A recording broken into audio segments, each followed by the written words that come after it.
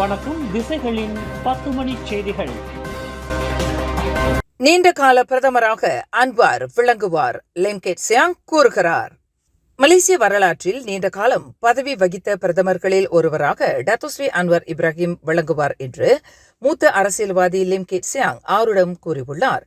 முந்தைய 3 பிரதமர்களான டத்தோஸ்ரீ இஸ்மாயில் சப்ரி யாக்கூப், தான் ஸ்ரீ முஹிடின் யாசின் மற்றும் துன் மகாதீர் முகமது ஆகியோரை விட டத்தோஸ்ரீ அன்வாரின் நிர்வாகம் தொடர்ந்து நீண்ட நெடிய பயணத்தை மேற்கொள்ளும் என்று மலேசிய வரலாற்றில் கிட்டத்தட்ட அரை நூற்றாண்டு காலம் எதிர்க்கட்சி எம்பியாக விளங்கிய லிம் கெட் சியாங் கணித்துள்ளார்.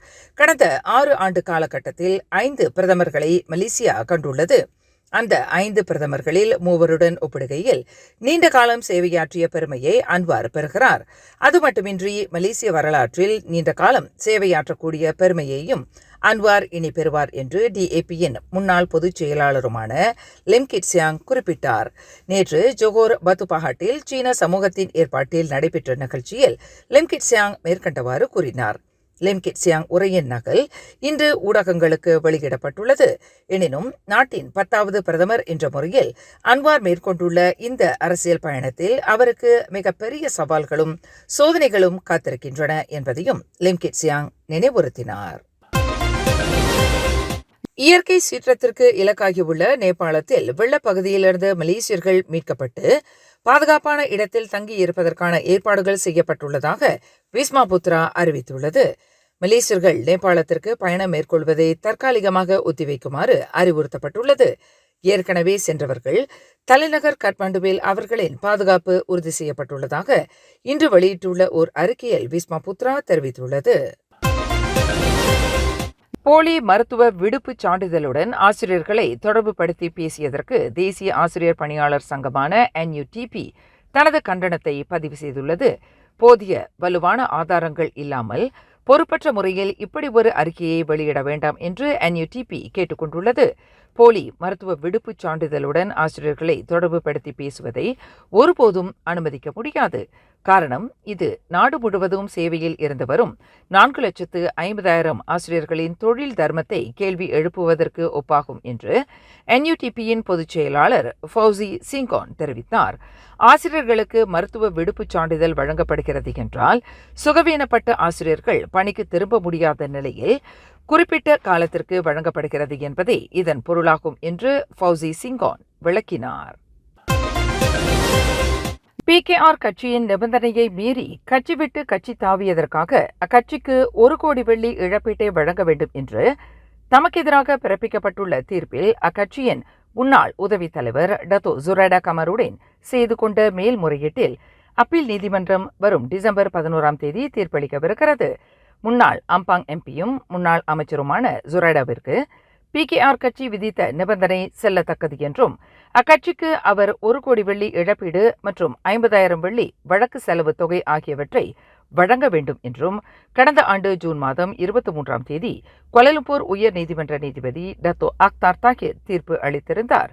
அத்தீர்ப்பை எதிர்த்து ஜுரைடா செய்து கொண்டுள்ள மேல்முறையீடு மீதான விசாரணை இன்று புத்ராஜயா அப்பீல் நீதிமன்றத்தில் நடைபெற்றது. வெளிநாடுகளில் பல்வேறு துறைகளில் பணியாற்றி வரும் மலேசியாவைச் சேர்ந்த தொழில் நிபுணர்களை தாயகத்திற்கு திருப்பிக் கொண்டு வருவதற்கான முயற்சி முன்னெடுக்கப்படும் என்று உயர்கல்வி அமைச்சர் டத்தோஸ்ரீ ஜாம்ரி அப்துல் காடிர் கேட்டுக் கொண்டுள்ளார். சம்பந்தப்பட்ட நிபுணர்கள் தங்களின் நிபுணத்துவத்தையும் ஆற்றலையும் தாய் மண்ணுக்கு வழங்க வேண்டி இந்த முயற்சிகள் மேற்கொள்ளப்படும் என்று அமைச்சர் குறிப்பிட்டார். இந்த எதிர்பார்ப்பை நனவாக்கிட டேலண்ட் காப் எனப்படும் டேலண்ட் காப் மலேசியா பெர்ஹாட் தரப்பினருடன் இணைந்து இந்த முயற்சிகள் முன்னெடுக்கப்பட்டு வருவதாக டத்தோஸ்ரீ ஜாம்ரி குறிப்பிட்டார். மலேசியாவைச் சேர்ந்த சுமார் 1,00,000க்கும் அதிகமான தொழில் வல்லுநர்கள் பல்வேறு துறைகளில் வெளிநாடுகளில் தங்களின் பங்களிப்பை வழங்கிக் கொண்டிருப்பதாக மதிப்பிடப்பட்டுள்ளது என்று அவர் மேலும் விவரித்தார். ஈப்போவில் உள்ள செப்போர் தேசிய தொடக்கப்பள்ளியைச் சேர்ந்த 100க்கும் மேற்பட்ட மாணவ மாணவிகள் நச்சு உணவினால் வாந்தி வயிற்றுப்போக்கிற்கு ஆளான சம்பவத்தை தொடர்ந்து அப்பள்ளியின் சிற்றுண்டிச்சாலை நடத்துனருக்கு எதிராக நீதிமன்ற நடவடிக்கை எடுக்கப்படவிருக்கிறது. 1983 ஆண்டு உணவுச் சட்டம் 11வது விதியின் கீழ் அந்த சிற்றுண்டிச்சாலை நடத்துனர் நீதிமன்றத்தில் நிறுத்தப்படவிருக்கிறார் என்று பேரா மாநில ஆட்சிக்குழு உறுப்பினர் ஏ. சிவனேசன் தெரிவித்தார். இச்சம்பவத்தில் மாணவர்களின் உயிர் சம்பந்தப்பட்டுள்ளது. இந்நிலையில் மிக அசுத்தமாக பள்ளி சிற்றுண்டிச்சாலையை நடத்திய அதன் நடத்துனருக்கு எதிராக சட்ட நடவடிக்கை எடுக்க முடியும் என்று சிவனேசன் குறிப்பிட்டார். பினாங்கில் சட்டவிரோத வட்டி முதலைகளான ஆலோங்கின் ஆசை நாயியாக தாம் தள்ளப்பட்டுள்ளதாகவும் சிவப்பு விளக்கு பகுதியில் பாலியல் சேவையில் ஈடுபடுத்தப்பட்டுள்ளதாகவும் டிக்டாக் சமூக வலைதளத்தில் பேசி பெரும் பரபரப்பை ஏற்படுத்திய 26 வயது பெண்ணை கண்டுபிடிப்பதில் போலீசார் வெற்றி பெற்றுள்ளனர். சுப்ராங்பிராய் உத்தராவில் ஒரு வீட்டில் அந்த பெண்ணை கண்டுபிடிப்பதற்கு முன்னதாக நேற்றிரவு 10:50 மணி அளவில் பினாங்கு மாநில போலீஸ் தலைமையகத்தின் குற்றப்புலனாய்வுத் துறையினர் அந்த பெண்ணை அடையாளம் கண்டதாக பினாங்கு மாநில போலீஸ் தலைவர் டத்தோ ஹம்சா அஹ்மத் தெரிவித்தார். அந்த பெண் சில வட்டி முதலைகளிடம் கடன் வாங்கியிருப்பதை ஒப்புக்கொண்டுள்ளார். அதேவேளையில் தாமும் தமது தாயாரும் வட்டி முதலைகளின் அச்சுறுத்தலுக்கு ஆளாகி வந்ததாகவும் அவர் குறிப்பிட்டுள்ளார். அந்த பெண் கூறிய இதர சில விஷயங்கள் கட்டுக்கதை என்பதும் தெரியவந்துள்ளது. தற்போது இந்த விவகாரம் குற்றவியல் சட்டம் 506 மற்றும் தொடர்பு பல்லூடக சட்டத்தின் கீழ் விசாரிக்கப்பட்டு வருவதாக டத்தோ ஹம்சா மேலும் கூறினார்.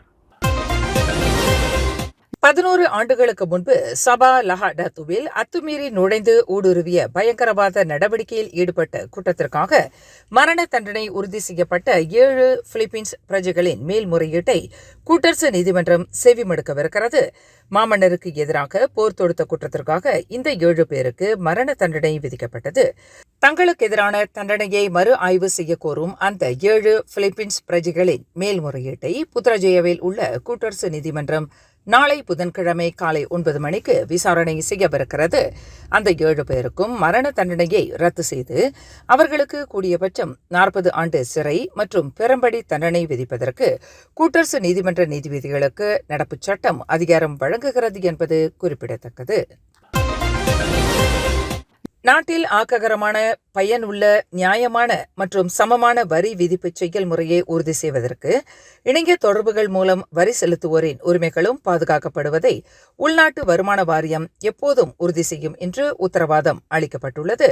வரி விதிப்பு மீதான அணுகுமுறைகளை வரி செலுத்துவோர் அறிந்து கொள்ள அதன் விவரங்களை வருமான வரி வாரியத்தின் இணையதளம் வாயிலாக தாங்கள் வெளியிட்டு வருவதாக அந்த வாரியத்தின் கிள்ளான் பள்ளத்தாக்கு சட்டப்பிரிவு மக்கள் தொடர்பு அதிகாரி நூர் ஷாஸ்வானி ஹம்சா கூறினார்.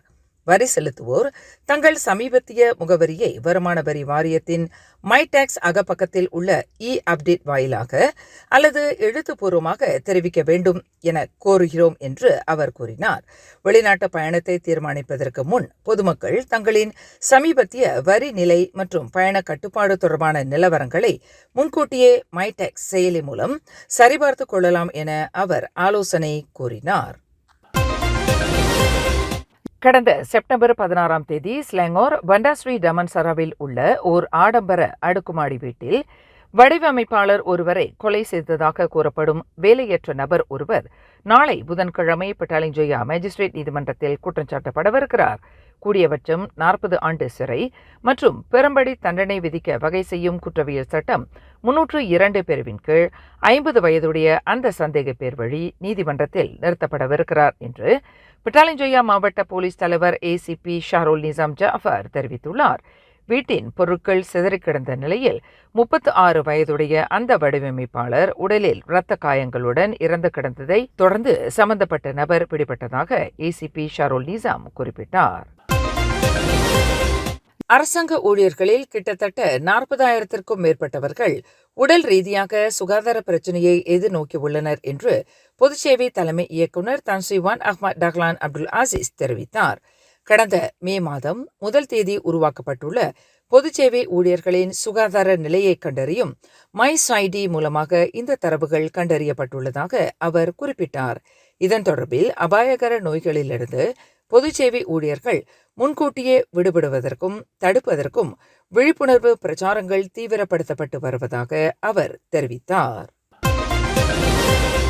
முதலையால் கடித்து குதறப்பட்டிருக்கலாம் என்று நம்பப்படும் தோட்ட தொழிலாளர் ஒருவரின் பாதி உடல் ஆற்றோரத்தில் மண்ணில் செருகிக் கொண்டிருந்தது கண்டுபிடிக்கப்பட்டுள்ளது. கால்கள் மற்றும் உடலின் ஒரு பகுதி இல்லாத நிலையில் வெறும் தலையுடன் அந்த உடல் அவயம் சபா குனாக்கில் உள்ள ஒரு தோட்டத்திற்கு அருகில் ஆற்றோர சதுப்பு நில பகுதியில் இன்று காலை 9:41 மணி அளவில் கண்டுபிடிக்கப்பட்டதாக குனா தீயணைப்பு மீட்பு நிலையத்தின் தலைவர் முகமது ஓமபாத்தா தெரிவித்தார். அது 2 தினங்களுக்கு முன்பு காணாமல் போன 50 வயது மதிக்கத்தக்க ஒரு தோட்ட தொழிலாளியின் உடல் என்று உறுதி செய்யப்பட்டுள்ளதாக அவர் குறிப்பிட்டார். மேலும் செய்திகளை தெரிந்து கொள்ள கீழே இருக்கும் பெல் பட்டனை அழுத்துங்கள். உங்கள் மகிழ்ச்சியை வெளிப்படுத்த லைக் மற்றும் ஷேர் செய்யுங்கள். தொடர்ந்து திசைகளோடு இணைந்திருக்க சப்ஸ்கிரைப் செய்யுங்கள்.